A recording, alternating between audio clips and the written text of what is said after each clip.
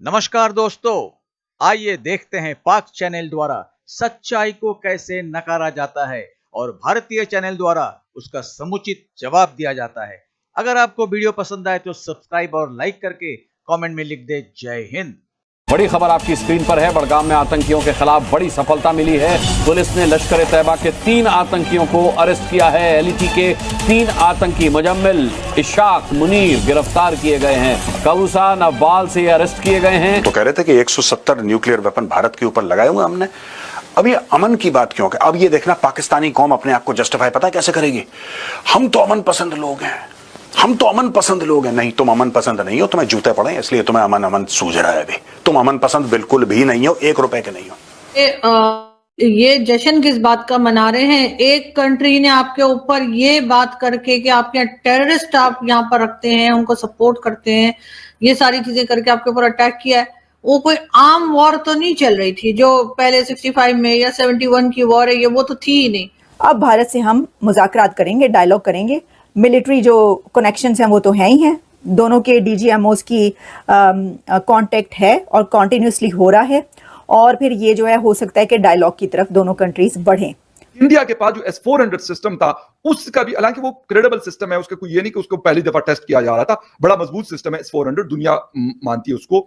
तो वो system India के पास होने की वजह से शायद पाकिस्तान उस तरीके से हिट नहीं कर सका, और उसके मुकाबले में पाकिस्तान के पास जो चाइनीज सिस्टम था एयर डिफेंस का, वो फ्लॉप हुआ है और उसकी वजह से पाकिस्तान को नुकसान उठाना पड़ा। जी, मैं पाकिस्तानियों से कह रहा हूं, तुम अमन पसंद नहीं हो भाई।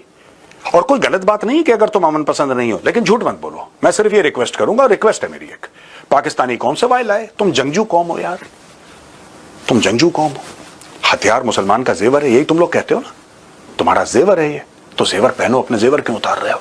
ये तो उन्होंने आपके सीधे सीधे कहा कि जी आप टेरर कैंप रखते हैं और आप जो मसूद अजहर और उस किस्म के लोगों को सपोर्ट करते हैं, तो उस पर तो आपको शर्मिंदा हो जाना चाहिए था, उस पर तो आपको शर्म आनी चाहिए थी। वो और बात है। ये तीनों आतंकियों के पास भारी मात्रा में हथियार और ग्रेनेड बरामद हुए हैं, जिन्हें जब्त कर लिया गया। इंडिया के पास जो S-400 सिस्टम था उसका भी, हालांकि वो क्रेडिबल सिस्टम है, उसका कोई ये नहीं कि उसको पहली दफा टेस्ट किया जा रहा था, बड़ा मजबूत सिस्टम है S-400, दुनिया मानती है उसको। तो वो सिस्टम इंडिया के पास होने की वजह से शायद पाकिस्तान उस तरीके से हिट नहीं कर सका, और उसके मुकाबले में पाकिस्तान के पास जो चाइनीज सिस्टम था एयर डिफेंस का, वो फ्लॉप हुआ है और उसकी वजह से पाकिस्तान को नुकसान उठाना पड़ा। जी हाँ,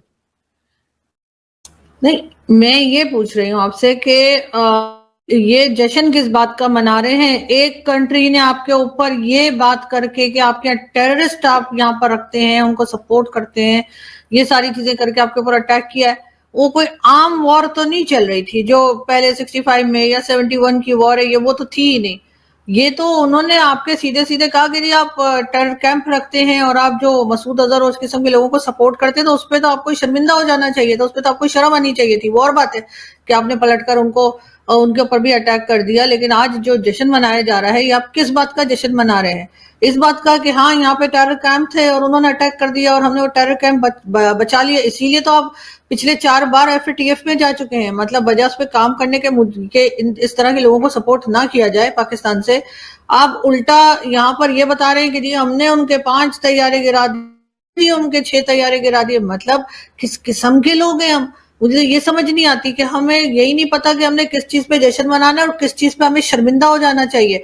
हमें तो शर्म आनी चाहिए कि यहाँ हम रखते हैं और उसकी वजह से इस किस्म के अटैक्स जो है वो दूसरी कंट्री को, ईरान ने भी किया था हमारे ऊपर, ये सिर्फ भारत की बात नहीं है, ईरान भी कह चुका है। तो उसके बाद हम यहाँ पे आज पूरा एक मेला लगा के बैठे हुए हैं, इस्लामाबाद में जश्न मनाया जा रहा है। मैं ये कह रही हूँ आपसे कि आखिर ये जश्न किस बात का मना रहे हैं और आखिर इसके ऊपर काम क्यों नहीं करते, किस तरह के लोगों को सपोर्ट ना करें।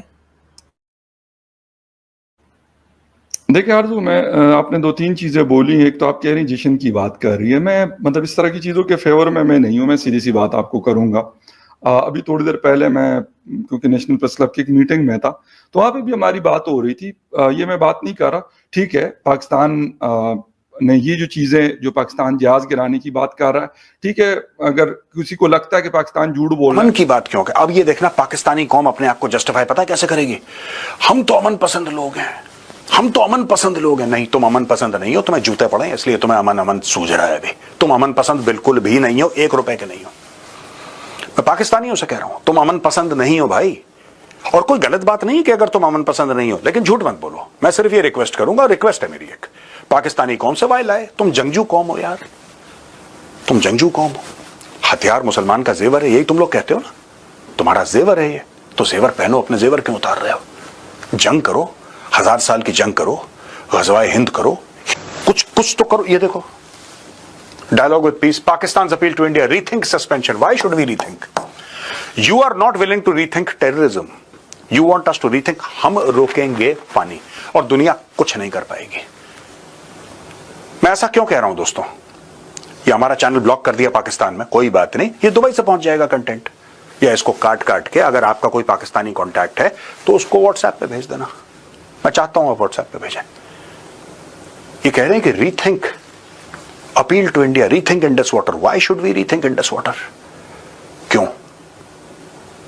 अब तुम्हें सजा मिली है तो तुम्हें बुरा लग रहा है, और जब तुम दंदनाते फिर रहे थे, तुम्हारा एयर चीफ क्या कह रहा है?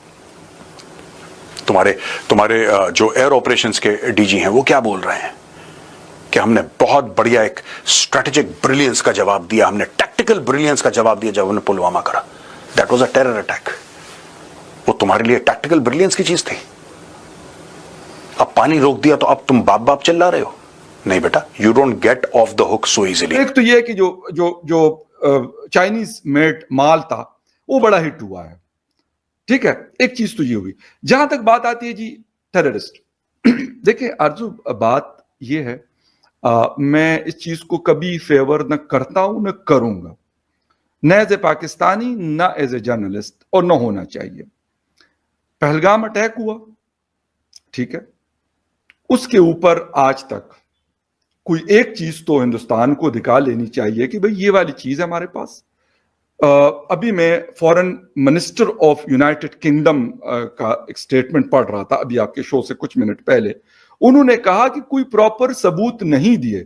अगर आप बगैर सबूत के, मैं कहता हूं मौलाना अजहर कौन तो हाफिज सईद कौन तो फलां ढिमका कौन, मेरी बला से, ठीक है, ये लाइबिलिटीज है पाकिस्तान की, अनफॉर्चुनेटली, ठीक है, उसकी वजह से नुकसान हमें हुआ, फायदा कभी नहीं हुआ। शायद वो कुछ हमने शॉर्ट टर्म का फायदा देखा होगा, लेकिन लॉन्ग टर्म पे उसने हमें नुकसान दिया है। तो दोस्तों, जम्मू और कश्मीर में फिर से आतंकवादियों का नापाक घुसपैठ और पुलिस ने 3 आतंकवादियों को धर दबोचा। उनके पास से खतरनाक हथियार बरामद किए गए, जो थे ग्रेनेड और बंदूकें। पता चला है कि यह लश्कर तैयबा के गुर्गे थे। ये गैंग भारत में टेररिस्ट सप्लाई करने का काम सालों से किए जा रहा है। पहले पुलिस को इन तीनों से बातचीत के दौरान शक हुआ, और जैसे ही राज खुला कि ये लश्कर तैयबा के आतंकवादी है, पुलिस ने इन्हें अपने काबू में लेकर गिरफ्तार कर लिया। ये टेररिस्ट कश्मीर में कुछ खतरनाक वाकया को अंजाम देने वाले थे। इनको धर दबोचना सुरक्षा कर्मियों की एक बहुत बड़ी सफलता है। यही है पाकिस्तान का दोहरा असली चेहरा। एक तरफ जहां पाकिस्तान का पीएम शहबाज शरीफ भारत से माफी मांगते हुए शांति बातचीत के लिए भारत से भीख मांग रहा है, वहीं दूसरी तरफ नापाक इरादों से भारत में टेररिस्ट घुसपैठ करवाया जा रहा है। लेकिन हमारी फौज और पुलिस मुस्तैदी के साथ इन्हें पकड़ रहे हैं या फिर ढूंढ ढूंढ कर इनको ठोक रहे हैं। इन सारी घटनाओं को मद्देनजर रखते हुए भारत का स्टैंड 78 सालों से पूरा क्लियर है कि दो विरोधी चीजें एक साथ नहीं चल सकती। पाकिस्तान भारत के साथ शांति वार्ता के लिए भीख मांगने का बहाना बनाता रहेगा और पीछे से आतंकवादियों को ट्रेनिंग देकर चोर रास्ते से भारत भेजता रहेगा। तो ये दोनों चीजें, टेररिज्म और टॉक्स, साथ साथ भारत के व्याकरण में नहीं है। पाकिस्तान को इसकी भारी कीमत चुकानी ही पड़ेगी। पाकिस्तान को या तो सुधरना पड़ेगा या फिर बर्बाद होकर बिखरना पड़ेगा। तो आज बस इतना ही, मिलते हैं अगली वीडियो में। तब तक जय हिंद, जय भारत।